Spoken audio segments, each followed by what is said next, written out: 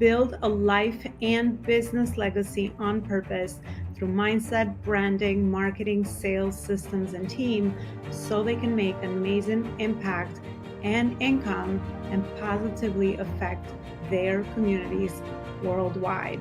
Ensure that you are sharing this show, you're subscribing, and you also are leaving us a review so we can create more amazing content around those areas to help you level up to the next level and also bring amazing guest experts that can share their knowledge and expertise with you so that you can create amazing legacy.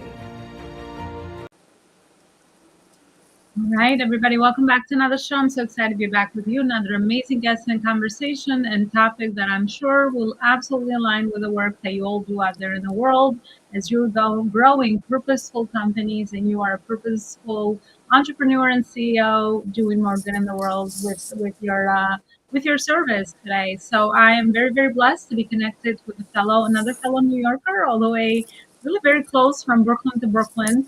Donita Volkwijn is joining us virtually today, and looking forward to getting to know her a little bit better, and most importantly, diving into the topic and area of expertise that she also operates in, which is creating a business that is centered in equity, which is so much in alignment with what we do as well. So Donita, welcome to the show, and I'm very, very blessed to be able to have you here. Thank you so much for the opportunity. I am thrilled to be here and to have this conversation with you. It's absolutely a blessing on both ends. So let's dive right into today's topic. So creating a business that's centered in equity. What does that mean to you, at least as a person first, and then we can share information that I think will be helpful for the audience as well. Yeah. I am a woman. I'm a woman of color, and I started off in the business world as an opera singer, and I'm born in South Africa. So I've been dealing with, race my entire life because I very rarely, people are not able to put me into a box. They can't really point to me and say, oh, you're that thing. And so it's always been this conversation that's been around me. And when I started working in philanthropy, I realized how equity does or does not play a role in how we as women and women of color advance. And so for me, it was about having equal access to opportunity and what that entailed, because I've met so many amazing people who haven't gone to the right schools or haven't come from a legacy of wealth, who are interested in creating a world that they want their children to live in, that they want their friends to live in, that is not based solely on profit. Yeah, I think it's so important. And I mean, I think obviously the education is out and, everybody is understanding how important it is, especially us. I mean, my personal experience with moving to New York when I was 15, this city is diverse, right? Diversity is very, very important. And ensuring that everybody is heard and seen, especially with the level of leadership, because we all bring such unique perspectives to our experiences or to the companies that we might be part of. Whether it was my experience 13 years with a Fortune 500 corporation that actually did honor that for many years until they didn't. So it's very important to understand that, the more we're able to embrace diversity and collaborate with one another, everybody wins. I mean, the profits are absolutely going to be affected right away as a byproduct of that. So what are some practices that you can share with us, Donita, based on your experience that maybe companies should kind of consider when they're making their decisions around equity specifically? Yeah, so there has been so much research done about having teams. And when I talk, you can't really talk about equity without also talking about diversity. But there's so much research about if you have teams that are diverse in thought, in gender, in race, in gender identification, all of those things, your bottom line actually moves up, sometimes up to like 35%. And I'm like, If I came into any boardroom and said, hey, I can move your bottom line up 35%, people would be like, yeah, come on, bring it on. But the minute you say the word equity, the minute you say the word diversity, or the minute you say racial equity, people are like, no, we can't do that. And what is so frustrating to me is that there are different ways of moving in this world. And, as an immigrant child and as, I was raised probably lower middle class, maybe middle class. I never wondered where my next meal was coming from. I never didn't have a roof over my head. So I do speak from a place of privilege. But I realized that when I was making more money than both of my parents had ever made in their lives, I there was a little bit of guilt involved. And also, I started talking to other people of color in the sector, and I was like, have you ever thought about what it would take to earn $250,000 a year or $500,000 a year? And the answer is no, because we're not taught to think about that. We're not taught to think beyond, we're taught to be grateful for being able to make more than our parents have. And I'm like, Yes. that's not, when you're limited like that, you can't think about how setting up a foundation or, um, giving grants to various schools or to people or whatever, because you're still trying to take care of self. And that's so important, right? You have to be in a place of safety and security and financial security before you can turn to looking to get other people to the same place. Yeah.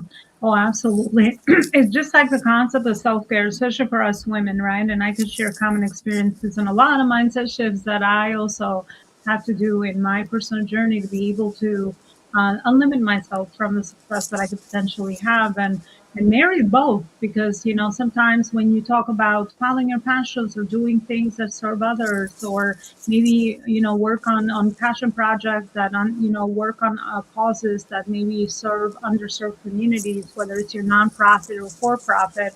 It's so easy to kind of have this inner conflict between, well, who am I to be, to go after the money and go after the business model that I might be following, or go after the right channel to be able to raise funds for whatever it is that we're trying to do, because of all those stories that kind of repeat and those mindset shifts that really keep us stuck. And that's actually where I wanted to kind of center the conversation now Sure. and ask a question around the mindset shifts that you think specifically that you maybe have learned to overcome. And also, what is it that you have seen from the work that you do that you could share with our audience today? What are some of the, I guess, three top mindset shifts that we need to make so that we make this leap between maybe what Mhm. we have seen so that we can really embrace our purpose and profit and, of course, grow amazing companies and projects that not only can do more good in the world, but also can create lots of revenue. Because with that money as a tool, we can do so much more amazing things. Yeah. Well, number one, know your worth. We learn our worth from various places. Some of us are very blessed to have parents who teach us, to have an inner core of worth. That is so important because the rest of the world is going to try and break you down. Knowing what you're worth means that you're going to, when you get somebody asking you for, hey, do you mind thinking through this with me? Sure. What are you able to pay? Like working for free, giving our ideas, our thoughts, our time for free is something that is ingrained in us, I think, as women of color. And then we see around us all of these folks who just, they have an idea, they brand it, they market it, and they set it out, and all of a sudden they have passive income. And you're like, wait, what could I do with passive income? So know your own worth. The second thing is find your people. Find the people who are going to be around you to say, this is an excellent idea, strategy, framework, business model. Here are some ways that you can improve it. Have people who are going to be able to tell you, I love you and you're awesome and everything, but this right here, that's not going to cut it. The people who are going to be able to give you like that really, it feels hurtful sometimes, but you know it's out of love and you know it's out of kindness, right? And then the third thing is know yourself. So know your worth, know your people, and know yourself. Because I am never going to be a white man. And if I try to behave in a way that white men can move in this world, I am setting myself up for disappointment, for failure, because like what, there's no reason that anybody would think that I would ever be an actual white man. It's just silly, right? So knowing what you need, what your strengths are, where you have challenges. I am somebody who has a lot of ideas and visions, and I want to dream a new world and a new way of being into place. But the details are not my strong point. So I love speaking with other people who have a lot of vision because we can, riff off of each other. But I surround myself with people who complement my strengths. The ones who can be like, Donita, that's such a great idea. How are we going to get there? What are the steps? Or you can do that, but that's going to cost like $5,000. Where are you going to get that? Or you could do that, but you also have this other thing coming up. Are you going to have the time to negotiate that? It's the yeah. I'll stop there. Yeah. Know your worth, know your people, know yourself. Oh, gosh, those are three golden nuggets. And I think the last one is very, very powerful because it feeds into the other two that you talked about. Because the more you know yourself, and you have removed a lot of those barriers and limitations and all those things that might be holding you back, you can absolutely see your potential. And then on your authenticity. I think that's kind of what you were saying with kind of the comparison game that sometimes we do as humans.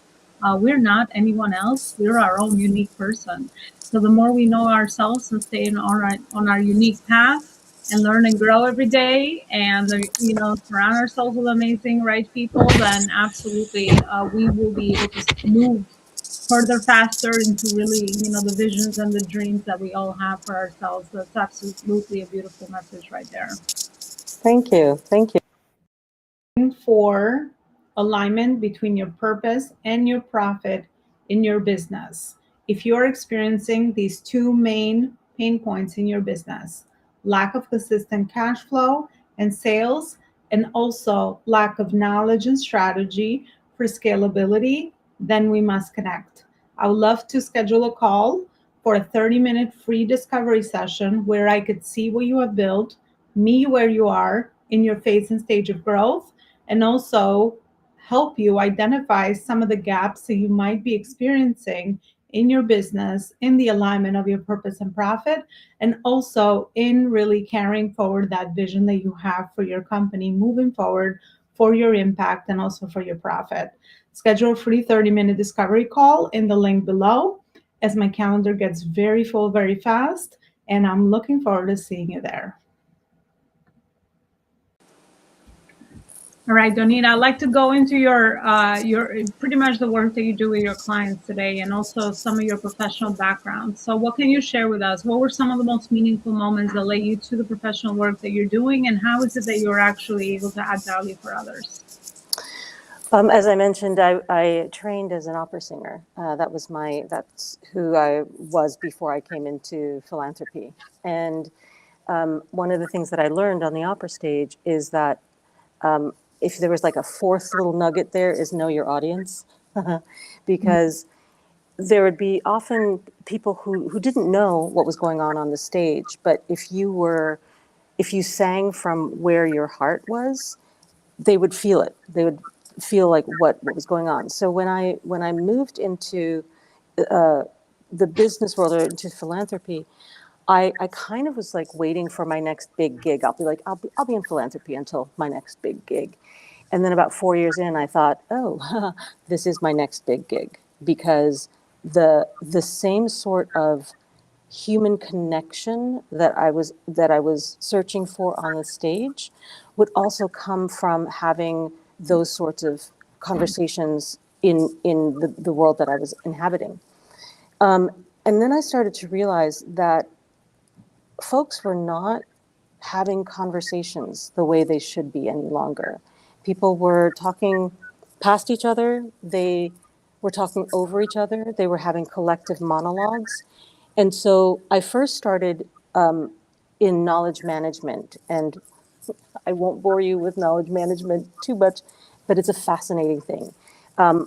There are three pillars of people, process, and technology, and how those three pillars interact with each other in order to create organizational knowledge. But so many people like center technology or center process instead of centering the people. So then you've got bad process and technology that doesn't work for your people. And I'm like, how does nobody talk about this? Why do people not just say, like, you know what? We made a mistake in buying this platform. This platform does not suit our needs. And from there, I started going into conversational leadership, which I go, my fellow colleagues in that are John Hovel, David Gertine, and Soleh Menon. And we started doing workshops about conversation, not as like oh, let's everybody sit around and talk through stuff. It was about how are we going to create conversations in organizations that will transform? How are we going to empower other people to to have conversations that would not happen if they were not around? And that was like that little nugget for me, right? If you're having a conversation that stops in a certain point, and there's nothing that leads into the next conversation, are you really having a conversation? And so this is what we do. I use a combination of knowledge management, some organizational development, although I don't have any certificates in that, and conversational leadership to talk to people about what conversations they're not having. Because what I have found is that when people don't engage in the sweaty conversations that they need to, they mask it with process. And then this process takes on a life of its own in an organization, and 20 years later, you're using the same process, but it doesn't suit anybody on the team, and you've got low morale, high turnover, all of those things. And I'm like, no, there is a way to have the conversations that we need to be having, and that's how I got to where I am, especially around race and equity as well. Well, I mean, look at this. This is amazing how all these dots connect, because even with how we started with, equity and inclusion and diversity. But I think it's so amazing to understand that at the end of the day, if we put people first in everything we do, that for me is purpose, right? And you just reminded me, I just connected my own four dots right there by what you just said. I think that was so powerful. You start with purpose, you go with people, you go with process, then you're going to go into profits. But if we focus on the process piece and we skip a lot of those different other dots, then we're going to be doing things, in that mechanical way, and then creating all these byproducts of people leaving, bad customer service, broken systems, and brand reputation hurts, all these things that we see as negative side effects. But unless we get into the depth of why this is happening, then are you really fixing anything? We're just kind of just putting a band-aid on a lot of our problems that we create when we build and scale a company that obviously has a lot of different, moving pieces in its operations. And especially when we talk about legacy companies where we remove the owner from the operations and you are the owner and not no longer the operator of the company. I love that. That is powerful. And conversations is where the magic begins, where innovation Yes. lies, right?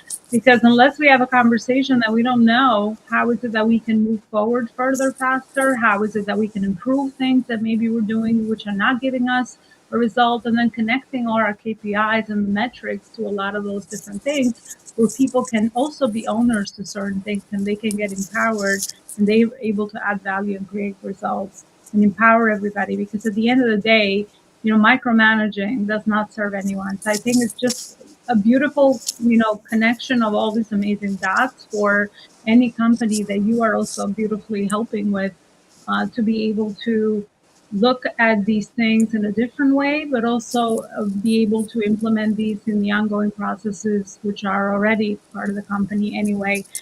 Because at the end of the day, if we're not improving things, and obviously there's also outside factors that we have to consider.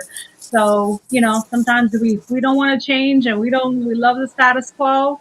Sometimes, other outside factors are going to come and hit us. So it's absolutely very crucial to be able to do the inner work. It sounds like inner human work inside a organization, inside a company, because that absolutely will get reflected into the byproduct and the results that we're able to create. Donita, my next question for you, I usually have fill in the blanks Oh, exercise at the end of the show for my guests. So I love to gather your insight around. The first one that I'd love to ask you is what inspires me is empowered people. What inspires me is empowered people. best advice and leadership I've received is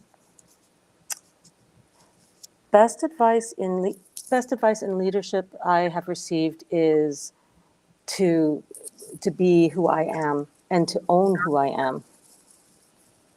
powerful. And the last one is the biggest impact I want to create is The biggest impact I want to create is to put into place pathways of knowledge. No, not any one of us is going to be able to solve the world's problems by ourselves. Maybe not even in our lifetimes, but if I can leave behind a legacy of little knowledge circles that connect to each other and have knowledge flow back and forth through them, that's what I'd love to leave behind. hmm, it's always the legacy piece, isn't it? It's always, Mm. we're not here temporarily. Obviously, we are here temporarily physically, but what are we doing with our life? What is the main mission and purpose that we're after? I love that. Donita, thank you so much. We've actually reached the end of our show. I like to keep these episodes short so people can just Yeah. grab nuggets and implement them, as we know that that's actually where magic lies. So thank you so much for sharing what you just did with us as well. And I would love to ask you, where is it that the audience can further continue this conversation with you? Where is it that they can further connect with you?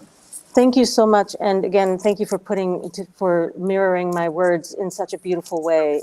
Lovely. I appreciate that tremendously. So yeah, LinkedIn is a great place to reach me.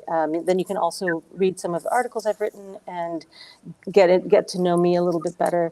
And yeah, so I would just say contact contact yourself first, and then contact me. I love that.